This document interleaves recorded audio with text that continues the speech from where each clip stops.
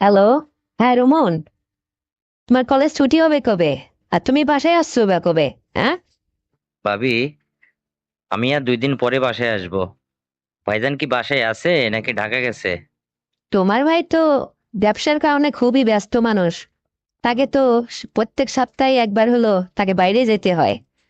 সে মনে হয় ফিরবে 2-4 দিনের মধ্যে ফিরবে। এই তো গত সপ্তাহে ঢাকা গেছে, এখনো ফিরে নেই।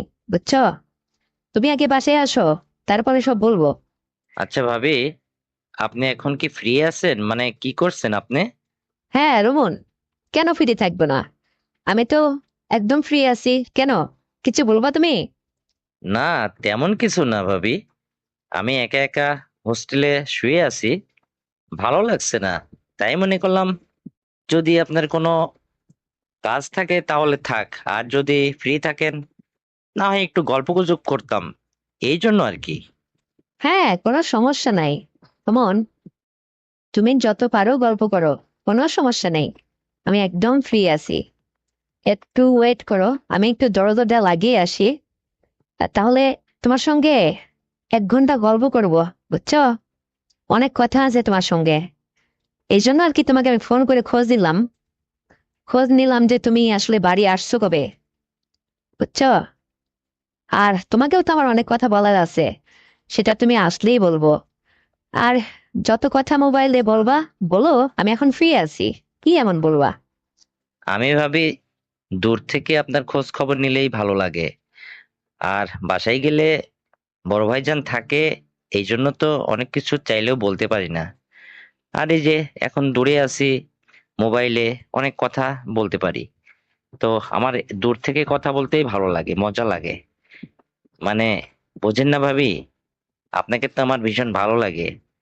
আর আমাকে কি আপনার ভালো লাগে? ওরে আমার ভাই রে, কেন তোমাকে আমার ভালো লাগবে না?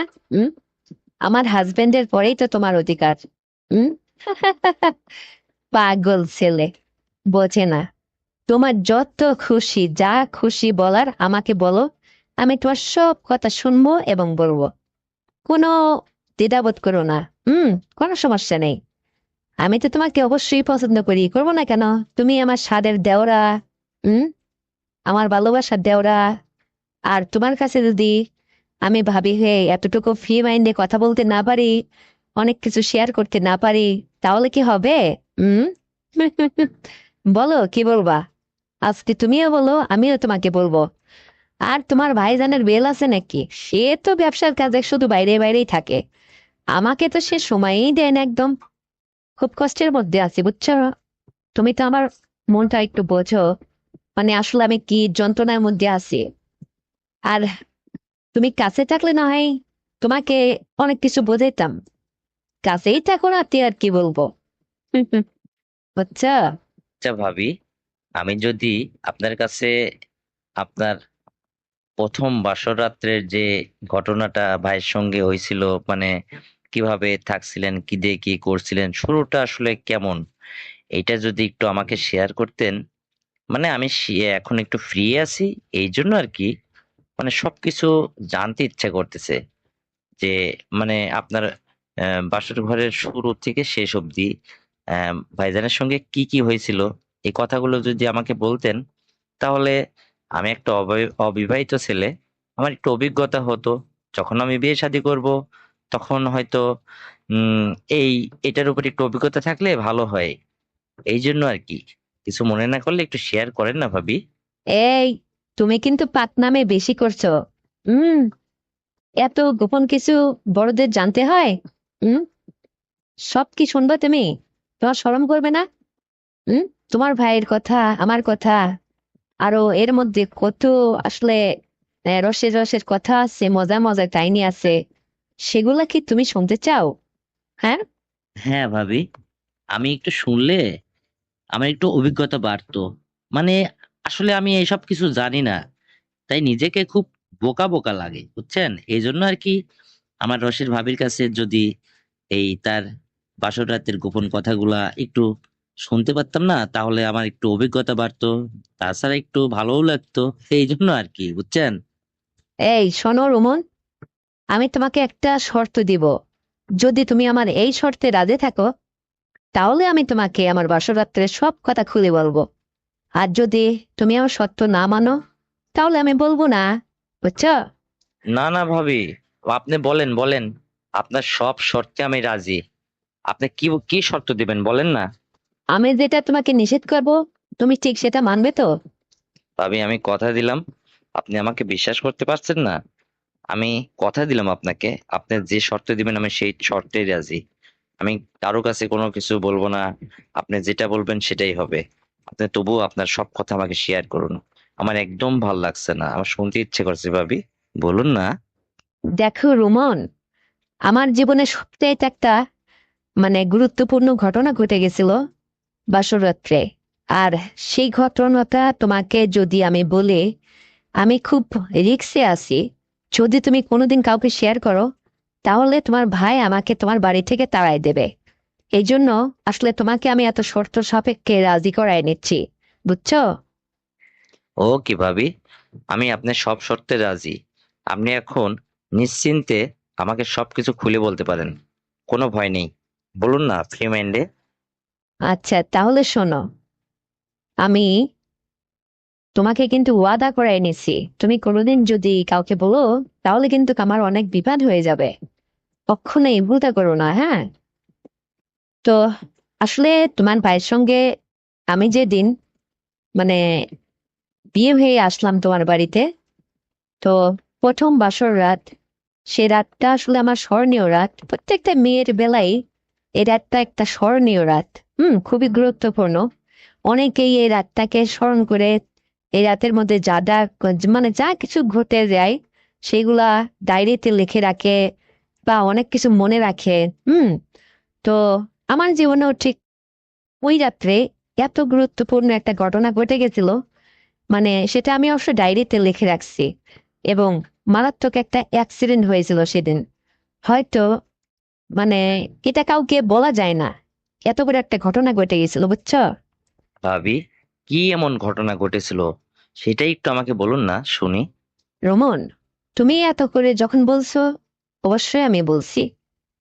মানে তোমার ভাই ওই বাসর রাত্রে যেদিন আমাদের হবে আর কি, বাইরে তোমার ভাইয়ের একটা ফ্রেন্ড ছিল, নাম হাবিব, বুঝছো? আর আমি জানতাম না যে ওই হাবিব তোমার ভাইয়ের এত ক্লোজ ফ্রেন্ড। কিন্তু ওই হাবিবের সঙ্গে আমার পূর্বে মানে একটা গুড রিলেশন ছিল, বুঝছো? তো আমি যখন তোমার বাড়িতে বিয়ে হয়ে প্রথম আসলাম, এসে দেখি তোমার ভাইয়ের হাত ধরে সবসময় হাবিব ঘোরাফেরা করছে, চলাফেরা করছে, তার কাছের একদম খুব ক্লোজ বন্ধু, বুঝছো? এখন আমাকে সে বাসর সজ্জায় বসায় রেখে হাবিবের সঙ্গে করে তোমার ভাইয়া বাইরে গেল। তো বাইরে থেকে ঠিক 11টার সময়, 11টা অথবা 11:30 বাজে এরকম একটা সময় রাত্রে, তো আসলো। আসার পরে আমাদের যে রুমটাতে বাসর ঘর সাজানো হয়েছিল, ওই রুমে না ঢুকে ওই হাবিবের সঙ্গে তোমার ভাই পাশের রুমে বসে কোনো একটা কিছু, হাবিব হয়তো কোনো কিছু সেটা পাওয়ারফুল কোনো কিছু খাওয়াইছিল না কি হয়েছিল, এটা উপরওয়ালাই জানে, আমি এটা বলতে পারবো না। যাই হোক, তোমার ভাই তখন ওই রুমে, পাশের রুমে সোফার উপরে ঘুমায় যায়। আর ওই হাবিব ওই পাশের রুমের লাইটটা বন্ধ করে আমার রুমে, সেও পাঞ্জাবি পায়জামা পরা ছিল। আর গায়েটা সারা বডিতে সুগন্ধ একটা সেন্ট ব্যবহার করছিল, সেম সেন্ট যেটা তোমার ভাই মাখছিল। তো আমি ভাবছিলাম যে হয়তো তোমার ভাই হবে। আমি যেহেতু মাটির নিচে মুখ করেছিলাম, আমি লজ্জায় বিমূঢ় হয়ে তার দিকে তাকাচ্ছিলাম না। আর সে রুমের মধ্যে ঢুকে, হাবিব রুমের মধ্যে ঢুকলো, অথচ তোমার ভাই কিন্তু ঘুমিয়ে পড়ছে পাশের রুমে। হয়তো কোনো কিছু খাইছে কি খাওয়াইছে কি হাবিব, সে একটু চালাকি করছে, এটা আমি বলতে পারবো না। আর আমিও তোমার ভাইকে সেদিন প্রথম দর্শন করতে গিয়ে লজ্জা পাচ্ছিলাম, তো তাই চোখটা একটু নিচের দিকে চেয়ে আমি ঘুমটায় দিয়ে বসে আছি। তো হাবিব এই সরলতার সুযোগ নিয়ে সে আমার রুমে ঢুকে আহ রুমের বাতিটা নিভাই দিল। যাই হোক, বাতি নিভাই দিয়ে দরজা আটকে দিল, দিয়ে মানে আমাকে আমার কাছে আসলো, এসে যাই হোক কথাটা দুই এক কথা বলছে, আমি আসলে অতটা ফলো করতে পারিনি। এক পর্যায়ে সে আমাকে মানে সারাটা রাত খেলছে, মানে অর্ধেক রাত, তখন 3টা বাজে। এর মধ্যে সে আমার সঙ্গে 3বার মেলামেশা করছে। এত সুখ দিছে, এত আনন্দ দিছে রে ভাই, মানে আমি জীবনে কখনোই এত সুখ শান্তি এইটা করলে যে এত আনন্দ লাগে রে ভাই। ও শুরুতেই যখন আমাকে দিল না, মানে আমি খুব কষ্ট হচ্ছিল আমার। অত বড় জিনিসটা, ওই হাবিব তো দেখতে শুনতে অনেক উঁচু লম্বা, বেশ স্বাস্থ্যবান, বুঝছো? তোমার ভাইয়ের চাও সে একজন জোয়ান পুরুষ, কিন্তু আসলে তো আমি বুঝতে পারি নাই যে এটা হাবিব। আমি ভাবছিলাম যে তোমার ভাই আমাকে এটা করছে। তো প্রথম রাত্রে তো অতটা আসলে আমি অনুমান করতে পারছিলাম না, বুঝে উঠতে পারছিলাম না, বুঝছো? তারপরে সে তো প্রথমেই আমার এটা খুললো ওটা খুললো, তারপরে আমাকে কিস করলো বা নানান রকম ভাবে সে আমাকে আদর যত্নে আমাকে শিহরণের জায়গায় তুললো। এক পর্যায়ে সে আমাকে যখন প্রথম ভিতরে ওইটা দিল, মানে আমি খুব ব্যথায় মানে কাঁপতাই উঠলাম, কিন্তু এত মজা লাগছিল। ওর ওয়াই এত আনন্দদায়ক, এত সুমধুর, যেন আমি কখনো জীবনে আর এইরকম পাইনি। এত স্বাদ দে ভাই, কি বলবো তোমাকে, বুঝছো? তারপরে হাবিব যখন আস্তে আস্তে ওইটা দিয়ে আমাকে ধাক্কা দিয়ে জোরে জোরে করে থাপাইতে লাগলো রে ভাই, মানে প্রথমে তো আমি খুব ব্যথা যন্ত্রণায় কাঁপতে উঠলাম। এক পর্যায়ে আমার খুব ভালোই লাগলো। সে এক একবার আমাকে থাপাইছিল প্রায় 25-30 মিনিট ধরে, বুঝছো? কত আইটেমে যে করলো রে ভাই। আমি নতুন বউ, আমার আর মানে লজ্জা কোনো কিছু থাকলো না। এভাবে সে বাতি জ্বালাইতে রাজি হয় না, মানে অন্ধকারে এভাবে সে পরপর 3বার আমাকে থাপাইলো। মানে কত আইটেমে যে করলো, কি যে করে কি যে না করে, আদর করে ভালোবাসে, বুঝছো? মানে খুব মজার একটা রাত। কিন্তু এক পর্যায়ে সে দেখে রুম থেকে বের হয়ে, মানে বাথরুমে যাওয়ার কথা বলে আমাকে ফেলে সে রুম থেকে বের হয়ে ওই সোজা ওই রুমে যায়, এবং ওই রুমে যায় সে আমার মানে তোমার ভাইকে সজাগ করে ডেকে আমার রুমে পাঠিয়ে দেয়, মানে বলছে যে দোস্ত ওঠ, এত রাত্রে এখানে ঘুমায় পড়ছিস, তুই কি অজ্ঞান হয়ে গেলি নাকি? এই সেই বলছে, আমার কথাটা কানে আসলো। কি ব্যাপার, আমার হাজবেন্ড পাশের রুমে ঘুমিয়ে আছে, আর আমি তাহলে এত এত সময় ধরে কার সঙ্গে এই খেলাটা করলাম? কি এমন সর্বনাশ কেটে পড়লো? তাহলে কি ওই হাবিবি আমার সর্বনাশ করলো? ও মাই গড, কি এমন ঘটে গেল, এটা আমি কি করলাম? হুম, মানে আমার নিজের উপরে খুব মানে খুব রাগ হচ্ছিল। মানে আমি একটা মেয়ে মানুষ, আমার বাচ্চারও একটা হবে আমার হাজবেন্ডের সঙ্গে, অথচ এটা হাবিব চালাকি করে মানে তোমার ভাইকে কোনো কিছু খাইয়ে পাশের রুমে ঘুমাই দিছিল, এবং এই ফাঁকে সে এসে আমার সঙ্গে এটা করলো, কিন্তু আমি এটা বুঝতে পারিনি রে ভাই। তো এই যে একটা ঘটনা, এই ঘটনা আসলে আমি কোনোদিন কাউকে প্রকাশ করতে পারবো না রে ভাই। রুমন, বিশ্বাস করো, আমি আসলে এটা তো ইচ্ছা করে করি নাই, এটা একটা জাস্ট অ্যাক্সিডেন্ট, বুঝছো? আরে ভাই, তোমার ভাই তো এরকম করতো বা করবে, এটা তো আর আমি জানি না। সে পাশের রুমে ঘুমায় রয়েছে, আমি নতুন বউ, আমি আর কি করব? যাই হোক, হাবিব তখন সুপার পারে এসে যে ওই পাশে যায় ঘুমালো। আর তোমার ভাই এসে, সে তো আসলে তাকে আমি এটা বোঝার পরে এটা বুঝতে দেইনি। আমি বাথরুম থেকে পরিষ্কার হয়ে আবার নতুন সাজে বসলাম, মানে তোমার ভাই আবার আমাকে শুরু করলো, সে ফজরের আজান হওয়ার আগ মুহূর্ত পর্যন্ত একের পর এক তোমার ভাই আমাকে এভাবে ঠাপাতে লাগলো। কিন্তু তাহলে দেখো যে আমি এক রাতে 2 জনের থাপনে খেলাম। অথচ আমি আসলে এই পূর্বের যে ঘটনাটা হাবিব আমাকে থাপাই গেল, এই কথাটা কোনোদিন আজ পর্যন্ত কাউকে শেয়ার করিনি রে ভাই। রুমন, তুমি যেহেতু আমার দেবর, তোমাকে আমি সবকিছু ফ্রি মাইন্ডে বলতেই পারি। আর তুমি যখন কিছুটা অভিজ্ঞতা নিতে চাইছো আমার কাছ থেকে, তো নাও। কিন্তু শর্ত ওই যে তোমাকে একটা বলছি কথা, এই কথা আজ পর্যন্ত উপর আল্লাহ ছাড়া আর কেউ জানে না। আর হাবিবকে সেদিন থেকে আমার মন থেকে মুছে ফেলছি, ওকে আসলে আমি ভালোবাসতাম তোমার ভাইয়ের সঙ্গে বিয়ে হওয়ার আগে, কিন্তু ও আমার সঙ্গে প্রতারণা করে, মানে তোমার ভাইয়ের যে আহার, দুধের এই যে সরটুকু কিন্তু হাবিব খেয়ে চলে গেল ঠকবাজি করে, বুঝছো? এটা আমিও বুঝতে পারছিলাম না। যাই হোক, কি আর করা রে ভাই, যদিও সে ঠকবাজি করছিল, মানে খুব মজা দিয়েছিল রে ভাই। এত মজা, এত স্বাদ না রে ভাই, সেই স্বাদ আজও কোনোদিন তোমার ভাই আমাকে দিতে পারেনি। মানে হাবিবেরটা না অনেক বড়, মোটা, যখন দেয় না এত ভিতরে সুসুরনি চুলকানি লাগে, মানে কি বলবো তোমাকে। এত স্বাদ আমাকে ভাষায় প্রকাশ করতে পারবো না। তুমি যখন বিয়ে করবা দেখবা তখন যে আসলে প্রথম রাতটা কেমন লাগে, কত মধুর, বুঝছো?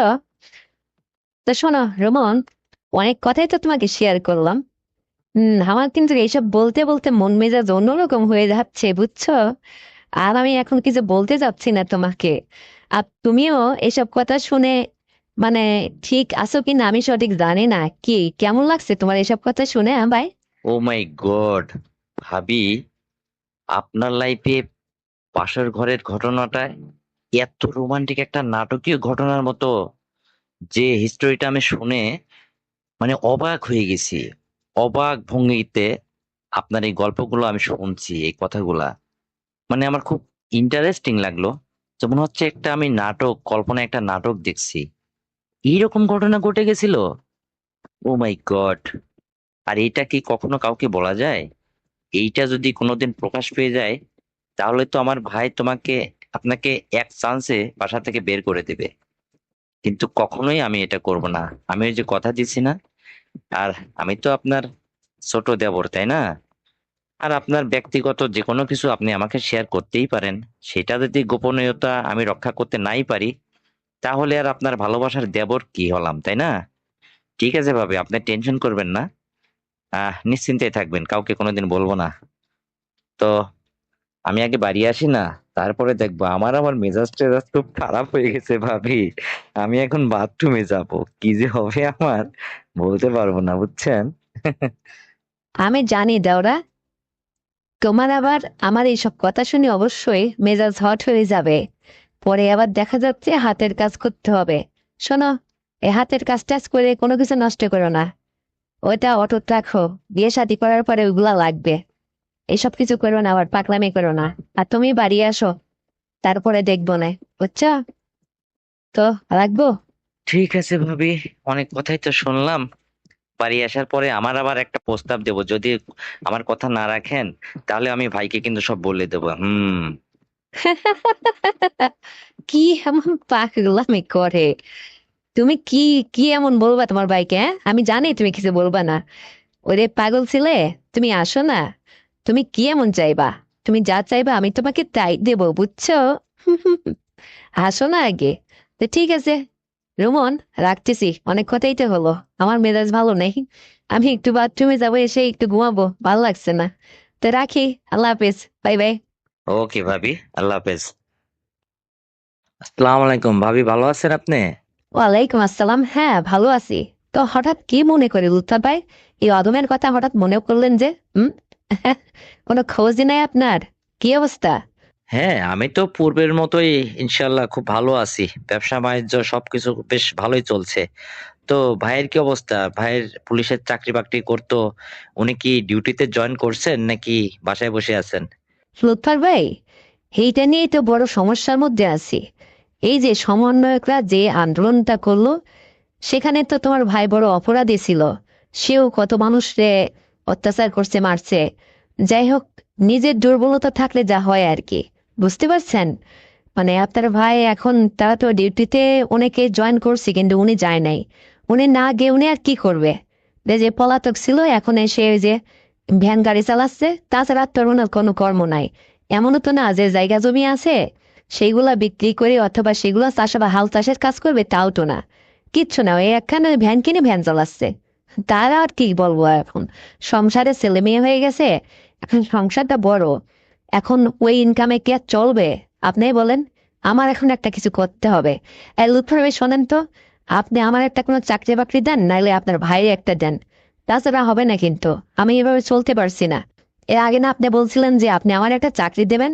আমি তো তখন ঠাট্টা মনে করছিলাম, কারণ আমার হাজবেন্ড তখন পুলিশের চাকরি করতো, বেশ তখন তো ভালোই চলতো। এখন তো আর আসলে সবই হারা গেছে, এটা তারই দোষে। তা আপনার যদি কোনো সেরকম কোনো ব্যবস্থা থাকে একটু আমাকে বলেন না ভাই, প্লিজ। আসলে সত্যি আমি ঠাট্টা করছি না, আমি খুব দুর্গতির মধ্যে পড়ে গেছি ভাই। আমাকে একটু সহযোগিতা করলে আমার আসলে একটু ভালো হতো, বুঝতে পারছেন? বলেন কি ভাবি? ভাই ভ্যান গাড়ি চালাচ্ছে পুলিশের চাকরি ছেড়ে দিয়ে? অসম্ভব। এইটা আসলে আমি মানতে পারছি না। আপনি মনে হয় আমার সঙ্গে ঠাট্টা করছেন ভাবি। তাই কি হয় নাকি? কেন ভাই কি নিজে হাতে কাউরে মারছে? আর ভাই যদি কোনো কিছু করেও থাকে ওই সময় তো পুলিশরা প্রশাসন যাই ছিল না ছিল, এটা শেখ হাসিনা নিজের হুকুমের গোলাম ছিল। উনার হুকুমে অনেক কিছু করছে, তারা অপরাধ করছে। আর তার জন্য তো আহ অনেকেরই সাজা হয়েছে, অনেকের দেশ ছেড়ে পালাইছে। তো ভাই যদি মার্ক হয়ে না থাকে তাহলে তো চাকরিতে জয়েন না করে ভুল করছে মনে হয়। এটা আসলে তার দুর্বলতা। আরে ভাই, আপনার ভাইয়ের মধ্যে এতটাই ভয় ঢুকছে, মানে তার সামনে অনেক পুলিশ অফিসারকে পুরাই দেওয়া হয়েছে, মারা হয়েছে, এই সমস্ত অনেক কিছু হয়েছে, যার কারণে মানে উনি আর ওই চাকরিই করবে না। ওই চাকরির কথা শুনলে ওনার ভিতরটা চমকে ওঠে।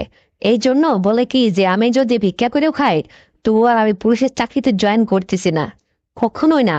মানে আমার জীবনে যা ঘটছে আর যা দেখছি, আর আমি নিজে হাতে যে অপরাধগুলা করছি, এই এই দেহ, এই মন, এই হাত নিয়ে আর ওইভাবে আমি ওই চাকরি করবোই না।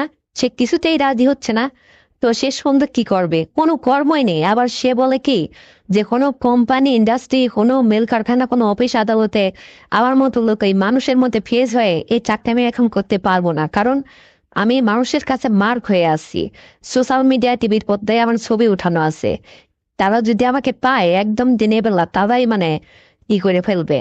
তার চেয়ে কি আছে আমি চুপি চাপা গ্রামগঞ্জের মধ্যে ভ্যান গাড়ি চালাই টালাই যেভাবে হোক, না হলে ছোট্ট মুদিখানার দোকান টোকান দিয়ে তরকারি ব্যবসা টবসা করে যা হয়ে একটা কিছু করে চলবো। তা কি করব বলেন? আপনিই বলেন। এখন তারও তো ওই সমস্যা, আসলে তো তাই, জীবনে বেঁচে থেকে তো একটা কিছু করতে হবে। তার কথা যে আমি বাইরে গেলে আমি বাঁচবই না, হয়তো আমার কোনো সমস্যা হবে।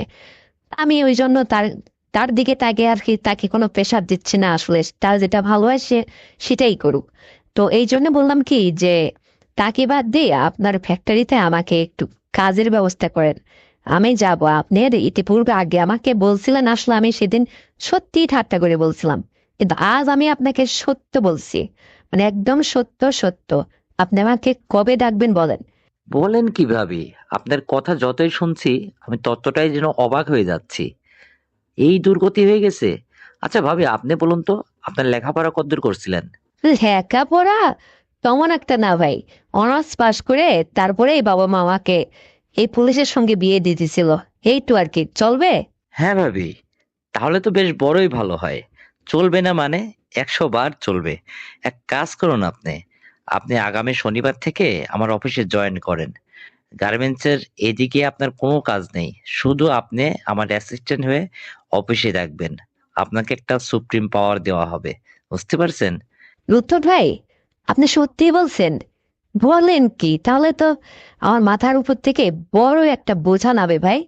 আপনি আমাকে রক্ষা করলেন, কারণ দেখেন আমি চলতেই পারছি না, আর এই লজ্জার কথাটা কাউকে শেয়ার করতে পারছি না ভাই। আসলে আপনি আমার সেই মানে মানে হাই স্কুলের সেই বাল্য বন্ধু, কিন্তু আজ আপনি গার্মেন্টস মালিক হয়েছেন আর আমি আজকে একটা সাধারণ পুলিশ কনস্টেবলের বউ হয়েছি। এতটুকুই পার্থক্য ভাই। তো সেই থেকেই তো আপনার সঙ্গে আমার পরিচয়। তো আপনি যদি আমাকে এই উপকারটুকু সত্যি করেন ভাই, আসলে আমি খুব খুশি হলাম। শনিবারে তাহলে যাব। হ্যাঁ ভাবি, আপনি শনিবার থেকে জয়েন করেন। আর আরেকটা কথা শোনেন, আমি যখন যেখানে যাই আমার গাড়িতে সবসময় আপনি আমার পাশেই থাকবেন। এইটা আসলে ভাই আবার মাইন্ড করবে না তো? যদি তাকে বুঝিয়ে সুঝিয়ে আপনার চাকরিটা করতে পারেন, স্যালারিটা প্রথম থেকে বেশ ভালো মোটামুটি একটা স্যালারি ধরা হবে, যেটাতে মোটামুটি আপনার সংসারটা চলতে পারবে। বুঝতে পারছেন? আমি নাম বলবো না, তবে আপনি একটা মাস প্রথমে ডিউটি করেন, স্যালারিটা আপনার হাতে দিব, তারপরে আপনি খুশি মনে বাসায় ফিরবেন।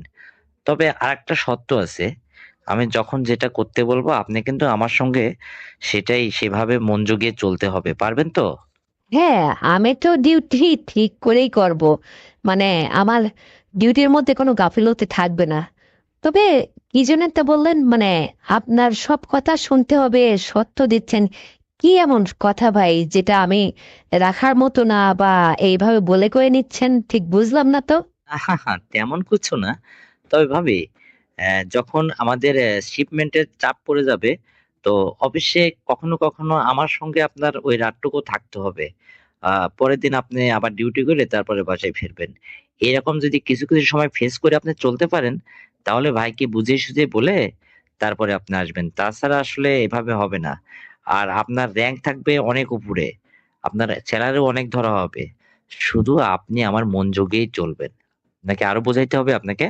ভাই, আমি বুঝি না, আমি ঠিকই বুঝতে পারছি আসলে আপনি তলে তলে কত দূর আগাচ্ছেন, কিন্তু আসলে কি এটা সম্ভব হবে বলেন? আমি বুঝলাম আপনি আমাকে র্যাঙ্কটাও বাড়াই দিবেন, আমার স্যালারিও অনেক ধরবেন, আমার সংসার খরচ নিয়ে খুব ভালোভাবে চলতে পারবো, সবই ঠিক আছে।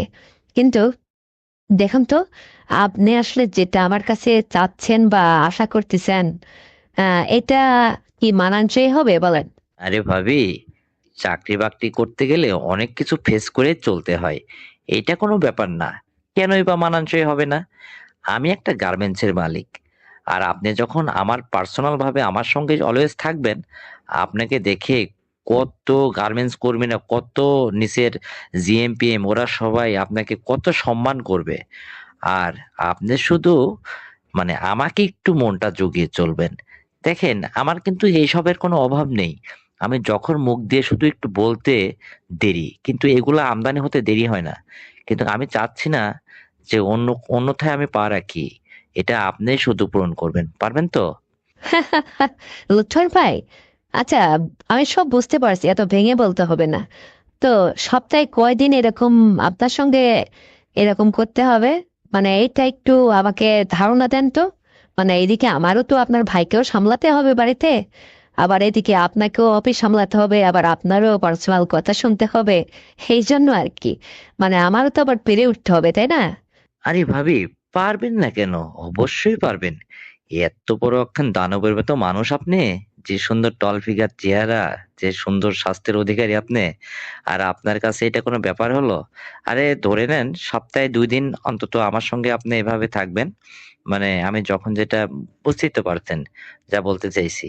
এটা আমার অফিসেই ওখানে পাশেই যে আমার পার্সোনাল রুম ওখানে আপনি সবসময় ঢোকার অধিকার আপনার থাকবে। আপনি থাকবেন আমার সঙ্গে। আর এদিকে ভাইকে সময় দিবেন। একটা রুটিন করে নেবেন।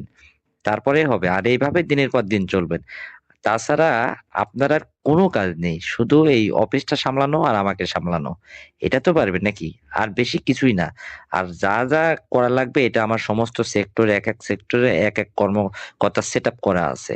শুধু আপনি আমাকে সামলাবেন। পারবেন না এটা? হুম? হ্যাঁ, পারবো, কিন্তু কিন্তু আচ্ছা, আপনার ভাই আবার যদি এটা বুঝে ফেলে, মানে কোনো প্রকারে এটা বুঝবে না তো সে, আমি আবার এটা টেনশন করছি।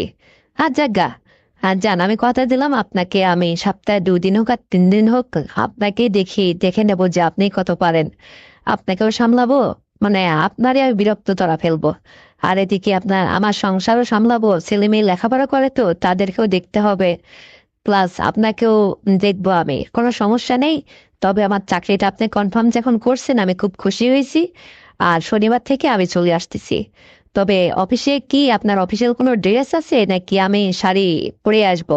ভাবি, আপনি সালোয়ার কামিজ পরে আসবেন আর একটু সাজুগুজু করেই থাকবেন। আপনি এমনিই দেখতে শুনতে যখন ভারী সুন্দরী, আমার তো খুব পছন্দ হয়।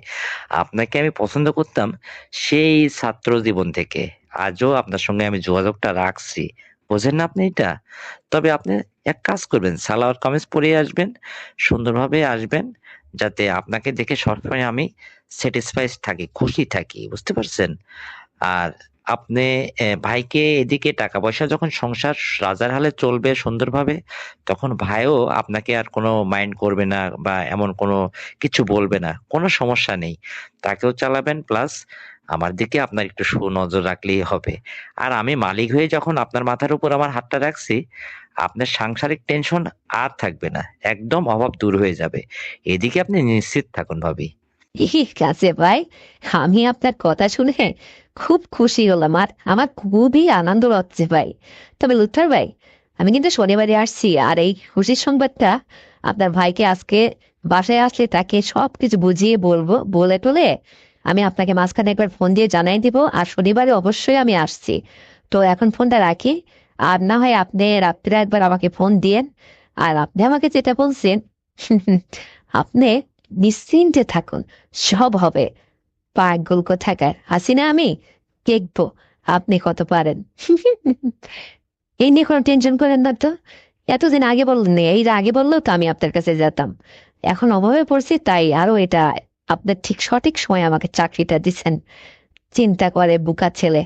ঠিক আছে। রাখতেছি। রাত্রি একটু ফোন টোন পারলে দিও। হুম। ওকে, আল্লাহ হাফেজ। ওকে, আল্লাহ হাফেজ। তো বন্ধুরা, আমার এই সংলাপটি শুনে আপনি যদি বিন্দুমাত্র বিনোদন পেয়ে থাকেন, তাহলে এক্ষুনি চ্যানেলটিকে সাবস্ক্রাইব করে দিন, ভিডিওতে একটা লাইক দিন, আর শেয়ার করে অন্যকে দেখার সুযোগ করে দিন। আর হ্যাঁ বন্ধুরা, আবার নতুন আরেকটি গল্প নিয়ে আসছি, ততক্ষণে সবাই নিজের স্বাস্থ্যের যত্ন নিন। আল্লাহ হাফেজ। পাভেল, নিশ্চয় তুমি আমার একটা ভালো বন্ধু। হ্যাঁ, সন্দেহ আছে নাকি? আরে কিসের সন্দেহ? ওরে গাধা, তাহলে তুমি আমার মায়ের সঙ্গে এটা কি করছো? আরে এটা বলো। দেখ শিলা, এরকম উল্টাপাল্টা বকবি না তো। আসলে কি বলতে চাইছিস সঠিক করে বলতো। ও, নেখা সাজতেছো না? কিচ্ছু জানো না মনে হয়। কি করছো তুমি? এদিকে আমার বাড়িতে অশান্তি লাগে, চুপ করে তো বসে আছো না? আরে কিসের অশান্তি, একটু বল না আমাকে। তার মানে তুমি কিছুই জানো না? দেখ শিলা, একদম ফাজলামো করবি না। আসলে কি হয়েছে এটা খুলে বল। আমাকে না বুঝে না বলে এত কিছু হঙ্গি মঙ্গি করবি না তো। শোনো পাভেল, একটা প্রশ্নের উত্তর দাও তুমি। আচ্ছা, আমার বাবা আর 4টা বছর বিদেশ আছে, এটা তো তুমি ভালো করেই জানো, আর তুমি আমার ফ্যামিলিতে নিয়মিত আসা যাওয়া করো। তাহলে আমার মায়ের পেটে সন্তান আসলো থেকে, এই প্রশ্নটার উত্তর দাও আমাকে। শিলা, এটা তোমার মাকেই জিজ্ঞেস করো। আমাকে অযথা হয়রানি করছো কেন, এটা বলো তো।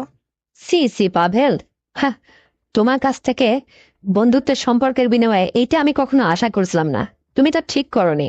আরে কিসের ঠিক করিনি? এই তোর কাছে কি কোনো প্রমাণ আছে? এত জবর করে আমাকে কথা বলছিস। পাভেল, চোখ তুলে কথা বলবি না। সত্যি করে বল, দোস্ত, তুই আমার মাকে এটা করছিস কিনা, এক কথায় হ্যাঁ কিনা? দেখ শিলা, আমি এটা করিনি, তুই বুঝিস না কেন? শোন পাভেল, হ্যাঁ, তোকে আমি সরাসরি বলতে পারতাম, কিন্তু তোকে আমি এতটা জিজ্ঞাসা করছি কেন জানিস? তোর সত্যটা আসলে মুখ দিয়ে বেরোয় কিনা তাই। মা আমার কাছে জবানবন্দিতে সব বলছে। বাড়িতে যখন অশান্তি হয়েছে এটা নিয়ে, বাবার সঙ্গেও অনেক কথা কাটাকাটি হয়েছে। বাবা বিদেশ থেকে ফোন করে মাকে বলতেছে যে বাড়ি থেকে চলে যেতে। এই বয়সে মা কোথায় যাবে বল? আর তুই যে আমাকে এটা করিস ভালো কথা, কিন্তু আমার বাড়িতে তুই নিয়মিত আসতি যাইতি, অনেক সময় ফিরতে তো রাত হতো আমার বাড়ি থেকে যাইতে। তোকে তো বাড়ির ছেলের মতো সবাই আসলে ফ্রি মাইন্ডে রাখতো রে। কিন্তু মায়ের সঙ্গে তুই কবে কবে এইভাবে ভাব জমিয়ে মাকে এটা করলে, এটা আমার মাথায় আসে না। দেখ, মা আমার কাছে সব স্বীকারোক্ত দিছে, মা তোর কথাই বলছে। আর এই জন্য আমি তোকে এত রকম ভাবে হেনস্থ করছি। তবুও তুই এত নাছোড়বান্দা কেন রে? তুই স্বীকার হলি না যে? দেখ শিলা, তুই যখন জেনেই গেছিস সত্যটা, তাহলে তোকে আমি বলি। দেখ, আসলে এই দোষটা আমার একার নয় রে। তোর মা আমাকে এটা করতে বাধ্য করছে। তার জীবনের সমস্ত হিস্টোরি, সমস্ত আক্ষেপ আমাকে শেয়ার করার পরে আমি আর বসে থাকতে পারলাম না, জানিস। সে আমাকে এমন করে বলছিল আর এমন করে আমাকে চাইলো, আমি যেন বাধ্য হলাম। তাই আসলে এটা দিনের পর দিন তোর আড়ালে এটা করছি। যাই হোক, তুই এটা ক্ষমা দৃষ্টিতে দেখে নিস। তাছাড়া আর আমার কি বলার। সত্যটা তখন জেনেই গেছিস। হ্যাঁ, আমি তো আগেই জানছি, না জেনে কি করব? মাকে তো বলতে আমি বাধ্য করছিলাম। আর শোন, তাহলে এখন মায়ের কি হবে? তুই আমাকে ডিসিশন দে। বাবা তো মাকে রাখবে না, তাহলে মা আর আমার কি উপায় হবে বল? আমি একটা বিবাহযোগ্য মেয়ে, আর তুই যে কাজটা করলে, আর আমার মা তো এখন এই খেসারত আমার বাবার কাছে দিতে দিতে হাঁপসে যাচ্ছে রে। তাহলে আমার মায়ের একটা বিধি ব্যবস্থা কর। আচ্ছা শিলা, শোন, যা হওয়ার তো হয়েই গেছে। এখন তুই একটা ডিসিশন দে না। আমি এখন এই অবস্থায় কি করব? কারণ তোর মায়ের যাতে সমস্যা না হয়, তোরও সমস্যা না হয়, এর জন্য আমি কি করতে পারি বল। আরে তুই কি করতে পারবি মানে? অবশ্যই পারবি, তোর হাতেই এখন সমাধান। কারণ দেখ, তুই যদি আমাকে বিবাহ করে তোর ঘরে বউ করে নিয়ে যাস, আর এদিকে যদি আমার বাবা আমার মাকে এই পাপের দায়ে যদি বাড়ি থেকে বের করেও দিতে চায়, তাহলে মেয়ের বাড়িতে মা যে থাকে না, তখন তো আমার মায়ের একটা যাওয়ার জায়গা হবে রে। আমার মা না হয় তোর ঘরে যেয়ে থাকলো আমার সাথে, অন্তত এই জায়গার এই কাজটুকু তো কর, আর এই জায়গাটুকু তো দে, তাহলে দেখ অন্তত তোর একটু পাপ কমবে। কারণ এতে পূর্বে তুই যত বড় একটা মহা অন্যায় করছিস, এর একটা প্রায়শ্চিত্ত কর তুই। আরে এতক্ষণ ধরে এই বুদ্ধিটাই পাইলি, আর কোনো বুদ্ধি ছিল না? পাভেল, আমি একটা জিনিস বুঝি না রে, তুই এত ফ্রিতে খাইতে চাস কেন রে? হ্যাঁ, এটা কি স্বভাব তোর? এই স্বভাবটা আর একটু বদলা, একটু মানুষ হ। দেখ, দুইটা জীবন নিয়ে সিনেমিলে খেলবি না। এদিকে আমার মায়ের সমস্যা, এদিকে আমারও সমস্যা। তুই আমাকে একদিনের পর দিন এটা করে চলছিলি, আবার চোখের আড়ালে মাকে বেটা করলি। সমস্যাটা তো তুই বাদাই দিলি, এই ভেদালটা তো তৈরি করছিস তুই। তো এটা সমাধানটা তুই করবি। তুই আমাকে দেখ, এরকম কথা এখন বলিস না। চরম বিপদের মধ্যে আছি রে। মার যে কি একটা হবে, মানে এই বিধিব্যবস্থাটা আমাকে করতেই হবে। এরকম না করিস না। প্রয়োজনে তুই যদি আমাকে বিয়ে করে নিয়ে যাওয়ার পরে আমার মাকেও চালাইতে চাস, চালাবি, সমস্যা কোথায়? কে রে শিলা, আমি তোর কথা ঠিক বুঝলাম না। তোর মাকেও চালাবো মানে? এত কথা না বলে আমাকে আগে বল, তুই তুই আমাকে বিয়ে করবি কিনা? বিয়ে তোকে তো করবোই আমি, কিন্তু এই মুহূর্তে তো আর বাড়ি থেকে রাজি হবে না রে। শোন পাভেল, আমাকে বিচার ডাকতে বাধ্য করিস না। তুই যে কাজটা করছিস, আমি কিন্তু নর্মাল ভাবে তোকে বলে যাচ্ছি একের পর এক। তুই এটা মাথায় নিচ্ছিস না। তুই বাড়ির আশায় থাকিস না। আসলে অন্যায়ের প্রায়শ্চিত্ত করতে হলে তুই যদি আমাকে বিয়ে না করিস, তাহলে এই সুযোগটা তুই পাবি না।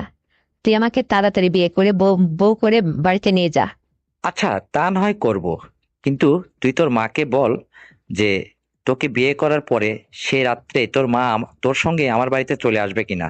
যদি আসতে রাজি হয় তাহলে তোকে আমি বিয়ে করব। আরে কথায় কথায় আমার মাকে টানছিস কেন? আরে আমার মা তো তোর বাড়িতে যাবে, কিন্তু সেটা কখন যাবে? যখন আমার বাবা আমার মাকে অশান্তি করে বাড়ি থেকে বের করে দিতে চাইবে, সেই সময় না হয় মা যায় মেয়ের ঘরে দিকতে উঠবে। এই জন্য বলছি আর কি। না না, এইভাবে মেনে নেওয়া যায় না। দেখ, তোর মাকে আগে আমার আগে লাগবে, কারণ তোর মাকে আমার ভীষণ ভালো লেগেছে জানিস। কারণ আমি তোর মাকে প্রথমে তো এটা করতে চাইছিলাম না, সে আসলে আমাকে বাধ্য করছে। সে অত সুন্দর করে মজা দিছে, এত তৃপ্তিবোধ করে আমার সঙ্গে থাকছে। আমি তাকে দিনের পর দিন এটা দিছি, আর সে আমাকে বলে কি, আরে মেয়ের সঙ্গে বন্ধুত্ব বাদ দিয়ে আমাকে নিয়ে প্রয়োজনে বাড়ি থেকে পালিয়ে যাও। কিন্তু আমি তো সেটা করিনি, আমি সুযোগে সুযোগে থেকে তোর বাড়িতে এটা করছি। আর আজকে তোকে বিয়ে করলে তোর মা কোথায় যাবে? তোর মা তো নারাজ হবে রে, তুই তো তোর মায়ের মনের খবর জানিস না। একবার ভেবে দেখ না আমি কি বললাম। কিরে পাভেল, তার মানে আমার মা আমার সে তোর কাছে আপন হয়ে গেল? হ্যাঁ? আর তুই যদি আমার মাকে এইভাবে আশ্রয় দিস আর এটা আবারও করতে যাস, তাহলে তোর সঙ্গে কি আমার বন্ধুত্ব থাকবে তুই বল? মা আর মেয়ে একসঙ্গে এটা যায় তুই বল? তাহলে তো তোকে আব্বু বলে আমাকে ডাকতে হবে রে। আমি যে তোর সম্পর্কে মেয়ে হয়ে যাই, তুই কোনটা করবি এটা ঠিক কর আগে। না রে শিলা, তুই একটু বেশি করে বলছিস। আমি কি এরকম বলছি? আরে তোর মাকে তো ফাও ফাও আমি চাইছি। আর তুই তো থাকবি আমার রেজিস্ট্রারি হয়ে, আমার বউ হয়ে থাকবি পাশাপাশি। তোর মা আর তোকে একসঙ্গে না হয় ইয়ে করব। তো তোর মা তো আমাকে চায় খুব করে। এখন বউয়ের স্বীকৃতি তো মেয়ে মেয়ে ছুঁয়ে আর মাকে দিতে পারি না। আমি সেই জন্য বললাম। দেখ পাভেল, আসলে আমার ভাবতে এখন খুব কষ্ট হচ্ছে, তোর কথায় আমি দারুণ কষ্ট পাচ্ছি রে। কারণ এতদিনের বন্ধুত্ব সম্পর্কের মাঝখানে তুই যে কোন ফাঁকে কখন মায়ের সঙ্গে এত বড় একটা সম্পর্ক গড়ে তুললে, এইটা আসলে আমার মাথায় কাজ করতেছে না। আবার সম্পর্ক করছিস করছিস ভালো কথা। হ্যাঁ, মায়ের পেটে বেসন বুনে দিলে এবার। হ্যাঁ, এইটাও আবার আমাকে দেখতে হলো এই চোখে। আমি আসলে কি যে বলি তোকে, আমি ভাষা খুঁজে পাচ্ছি না। তারপরে আবার এখন আবার কি একটা সুযোগ নিচ্ছিস, আমাকে বিয়ে করবি আবার আমার মাকে ফাও ফাও খাবি। এটা হয় বল? আমি তোকে বলছিলাম যে আমার মা যদি বাড়িতে কোনো পেশা সহ্য করতে না পারে, বাবার যদি অত্যাচার বা বাড়ি থেকে মাকে বের করে দিতে চায়, তাহলে নয় মা মেয়ের কাছে যায় দু চার দিন আশ্রয় নেয় না, আমি সেই কথা বললাম। আর তুই আমার মাকেও করবি আমাকেও করবি, এটা কেমন কথা? তাহলে তোর সম্পর্কে আমি যেটা বললাম তাই তো হয়, তুই তো আমার বাবাই হয়ে যাস যদি মায়ের সঙ্গে আবারও এটা করতে চাস। তুই বুঝিস না এটা? শিলা, বুঝি আবার না? অবশ্যই বুঝি, আমি তো বুঝেই বলতেছি। আরে আমার যে ভালো লেগেছে তা আমি কি করব? তোরে তো আসলে আমার মনের কাছে চায় না, চাই শুধু তোর মাকে। তোর মাকে আমার বারবার মনে হয়, তোর মার কথাই বারবার আমার মনের মধ্যে উতলে ওঠে রে। আমি কি করব বল? দেখ পাবেল, আসলে মাও তোর কথাই বারবার বলছে। তোর তোর নামে বেশি উল্টাপাল্টা আমি বকুনি দিলে মা এটা সহ্য করতেছে না। এটা আসলে আমি তোকে বলতে চাচ্ছিলাম না, তবুও বলে ফেললাম। মা যে তোর প্রতি এতটা দুর্বল কেন আমি জানি না। তোরটা তো আমিও নিছি, অনেক বড় মোটা, নাকি মা আবার এটা লোভে পড়ে গেল, এটা আমি ঠিক বুঝতে পারলাম না। মানে আমার বাবার সঙ্গে তুলনা করে যদি তোকেই ভালো পায়, তাহলে তো তোর কথা সে ভাববেই। আর তোকে সে সারাক্ষণ তোর কথা শুনে মায়ায় পড়ে আছে। মাও মনে মনে, আমিও এখন বুঝতেছি, তোকেই বারবার চাচ্ছে। তাহলে এক কাজ কর, তুই আমাকে বিয়ে শাদী করার দরকার নেই। আমি এমনিই থাকি। যদি আমার বাবা যেরকম তোর শুরু করেছে সংসারে, যদি এরকম কোনো কিছু পজিশনে চলে আসে যে মাকে বাড়ি থেকে আসলে বের করে দেবে বা পেটের ওইটা কি করবে, এই একটা বিধি অবস্থায় যদি আসে, তখন না হয় মাকে তোর বাড়িতে যাই আমি নিজে হাতে উঠাই দিয়ে আসবো। তুই মাকে বয়স স্বীকৃতি দিতে রাখবি, আর কোনোদিন তুই আমার সঙ্গে পরিচয় করবি না। শোন শিলা, আসলে এই পৃথিবীতে কখন যে কার ভালো লাগে রে, এটা বয়সের ব্যবধান লাগে না। আসলে আপনা আপনি মনের কাছে যখন যাকে ভালো লাগে সে তাকেই পেতে চায়। যেমন দেখ না, তোর মায়ের এখন মনের অবস্থাটা কেমন। সে তো শুধু আমাকেই খুঁজতেছে। সে দুনিয়ার কোনো কিছু, মান ইজ্জত কিচ্ছু বুঝতেছে না, শুধু তার আমাকেই লাগবে। এটা ভেবে একটু কথা বল। তাহলে কি আমার মাকে কি তুই নিয়ে যেতে চাস একেবারে? আগে তোর মায়ের মনের অবস্থাটা একটু বুঝে দেখ। যদি তোর মা চায় তাহলে তো তার কথা আমি ফেলতে পারবো না রে। আমি তাকেই নিয়ে সংসার করব, কারণ আমারও ভীষণ ভালো লেগেছে। ইতিপূর্বে তোকেও দেখছি, তোর মাকেও করছি। আসলে তোর মায়ের মতো তুই আমার সঙ্গে এটা সুন্দর আচরণ করতে পারিসনি রে। তোর মা খুবই পারনেওয়ালা, খুবই জাননেওয়ালা, খুব দারুণ ভাবে আমাকে আপ্যায়ন করছে। আমি তোর মায়ের এই সমস্ত আচরণে মুগ্ধ হয়ে গেছি জানিস। তো এখন তো তোর মাকে আর আমি ভুলতেই পারছি না। তোর মাও আমার মতো একই পরিস্থিতি আছে। তুই একটু মনের অবস্থা জেনে দেখ না। আরে দেখ, তুই যেভাবে বলছিস ওই একই রকম ভাবে আমার মাও তোর কথাই বলছে, ঘুরে ফিরে শুধু তোর কথাই বলে। তাহলে তোদের আমি কি ব্যবস্থা করব বল না? আমার তো আর ভালো লাগে না। এ কেমন দুনিয়াটা হয়ে গেল রে! একটা বকাটে ছেলে তুই। দেখ শিলা, তুই আমাকে একদম বকাটে বলবি না, কারণ আমার খবর জানে তোর মা। তোর মায়ের কাছে জিজ্ঞেস কর আমি কেমন ছেলে। শোন, তোকে একটা কথা বলি, এতক্ষণ যতই বগর বগর করছি, এখন আসল কথা বলি। তোর মায়ের যদি পরিস্থিতি কখনো খারাপ হয় বা এমন কোনো পরিস্থিতিতে চলে আসে যদি বাড়িতে সে টিকতে না পারে, আমি কথা দিলাম আমি তোর মাকে জায়গা দেব। আর তুই রেডি হ, আমি তোকে বিয়ে শাদী করে বউয়ের স্বীকৃতি দিব। তাহলে জীবনে তোর মাকেও পাইবো, তোকেও পাবো। এটা হচ্ছে আমার মুখ্য উদ্দেশ্য, বুঝতে পারছিস? এইটা না হয় মেনে নেওয়া যায়। তাই বলে যে এতক্ষণে তুই পাপের কথা বলছিলি, এইটা তো মানা যায় না রে। কারণ ওইটা করতে গেলে তো তুই আসলে সম্পর্কে বাবা হয়ে যাস। তো তা আসলে আমি করতে চাচ্ছি না। এই যে এখন যে কথাটা বললি, এটা শুনে আমার দারুণ ভালো লেগেছে জানিস। সত্যি তুই আমাকে বিয়ে করে বউয়ের স্বীকৃতি দিবি তো? আরে বাবা, বললাম তো হ্যাঁ। এতে কি কোনো সন্দেহ আছে তোর? না রে, আমার কোনো সন্দেহ নেই। আমার লক্ষ্মী সোনা, আমার আর সোনা, এই তো এখন ক্লিয়ার বুঝতে পারছিস। আর এর জন্য আমার খুব ভালো লাগছে জানিস। আরে মায়ের সঙ্গে ইতিপূর্বে যা তুই করছিস করছিস, এখন আমার বিয়ে শাদীর পরে যদি শাশুড়িকে আরেকবার যদি তুই এরকম পেতে চাস, করবি। এটা আর নতুন কিছু না যে হঠাৎ করে করে ফেললি আর আমি কিছু মনে করলাম। কিছুই মনে করবো না। তবে তোকে আমি বিয়ে করতে পারলে জীবনে সুখী হতাম। আবার আমার মা যেহেতু তোকে এতটা ভালোবাসে, এতটা পছন্দ করে, আর মাও জীবনটা সুখী হতো তার। বা তোর কাছে একটু যে আশ্রয় পেত, অথবা পূর্বের অভ্যাস যদি কখনো তার মনে চায় তোকে নয় একবার কাছে পেত, সে তার ইচ্ছাটা পূরণ করতো। এই জন্য বললাম, মারও জীবনটা সুখী হলো, মেয়েরও হলো। এই জন্য তোকে আমি আমাকে বউ করে নিয়ে যাওয়ার কথা বললাম। তো তুই যখন এত সহজে রাজি হয়ে গেলি, আসলে আমি বুঝতে পারছি এতক্ষণ আমার সঙ্গে তুই মজা করলি, তাই না? আসলে তো তুই এরকম ছেলে না রে। তুই শুধু শুধু এত এই সমস্ত কথা বলে আমার সঙ্গে একটু মজা করলি, ফান করলি, তাই না? এখন আমি বুঝতে পারছি। তো ঠিক আছে, তুই অতি দ্রুত আমাকে বউ করে নিয়ে না। দেখ, আমার এই বাড়িতে আর থাকতে ইচ্ছে করতেছে না। অশান্তির বাড়ি। বাবা এদিকে গেজর গেজর করে মায়ের সঙ্গে অশান্তি করছে, আবার এদিকে তুই যা করে গেছিস, এটা আমি সামাল দিতে পারছি না। বিশ্বাস কর, তোকে আমি বুঝাইতে পারতেছি না। আর এটা আসলে একটা জোর করে তো কোনো ছেলেকে বোঝানো যায় না। এই জন্য তোকে হাতে পায়ে ধরে বলছি ভাই, তুই আমাকে এতদিনের বন্ধুত্বে অনেক কিছু আমার কাছ থেকে কেড়ে নিয়েছিস। তুই আমাকে বউয়ের স্বীকৃতি দে, তোর ঘরে বউ হয়ে যায়, তখন তুই মা